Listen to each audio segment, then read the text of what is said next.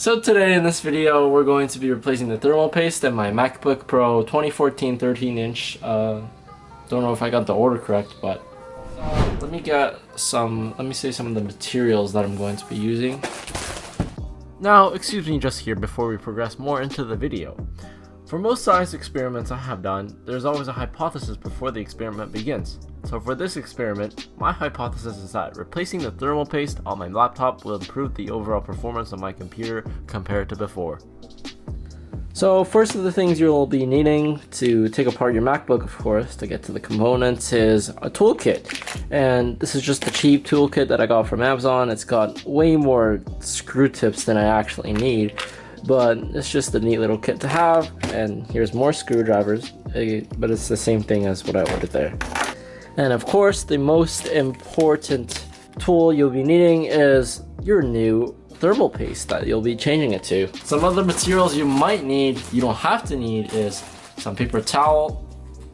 And if you are going to be using isopropyl alcohol to get rid of your old thermal paste, try to buy 91% or above because that evaporates faster than what I have here, rubbing alcohol, which is 70% and evaporates slower. The risk is that it might damage some of your components inside your computer if it doesn't evaporate fast enough. If you're going to be doing this, try to get an isopropyl alcohol that has 91% and above. And yeah, so let's get disassembling this thing.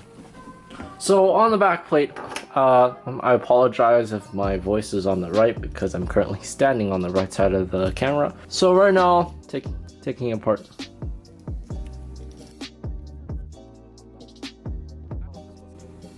So actually, if you didn't notice from the beginning, a couple screws were actually missing from this MacBook because I got it secondhand. So I actually also ordered this pack of new screws from Amazon. It's pretty cheap. It comes around like $3. So I guess if you buy your MacBook from Craigslist or anything, this might be a situation that happens.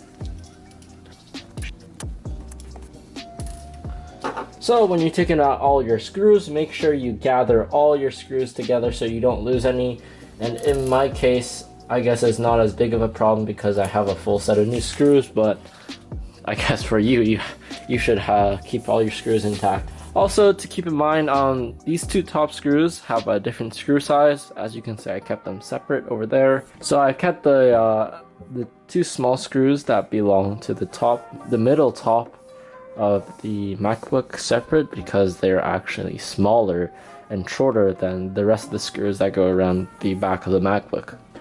So now we're going to be popping the back plate off of this machine, and also there are two clips around this area and that area. So I don't recommend this, but this is what I just do. I just slide my fingers down.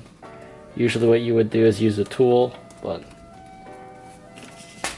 so pop that off and out comes your back plate. So right now we're going to disconnect the battery, peel this up, so get your clip in here and just kind of gently wiggle it up and pull it up, and that disconnects your battery from your computer. So now remove the four little pads on top of your heatsink. Is this what it's called? I believe so.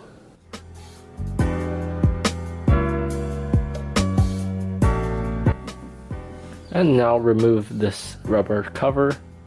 So right now, first step is get a Phillips screwdriver and basically remove that screw on the top left.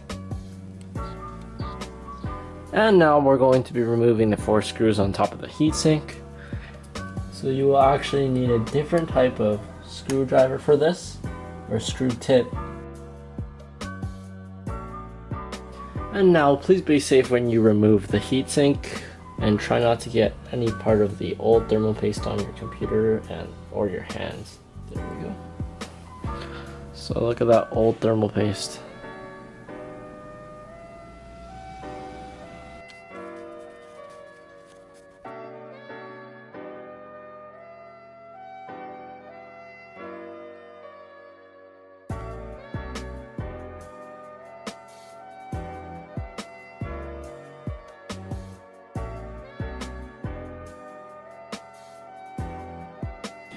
And now the most crucial part is putting on your new thermal paste.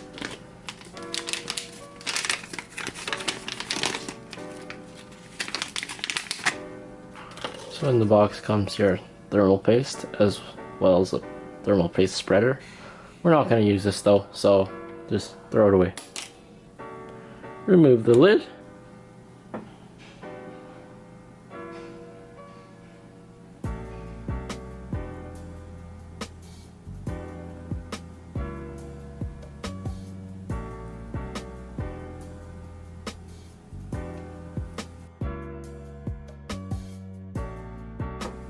Place back all your remaining screws.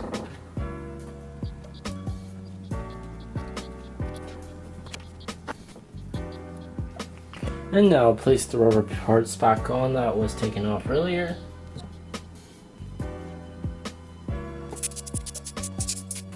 And finally clip back your battery into place. Reinstall your back plate that you have, as I'm going to do so. So remember, the longer screws go around the outside and the two shorter ones go to the two center ones.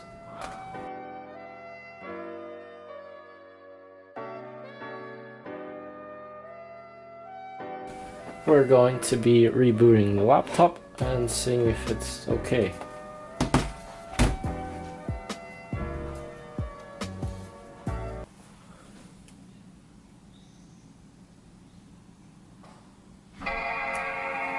Oh, I was so nervous there. Thank God it booted. And thankfully everything runs as it should. So after the assembly of my computer, I decided to boot up Cinebench and do some result testing.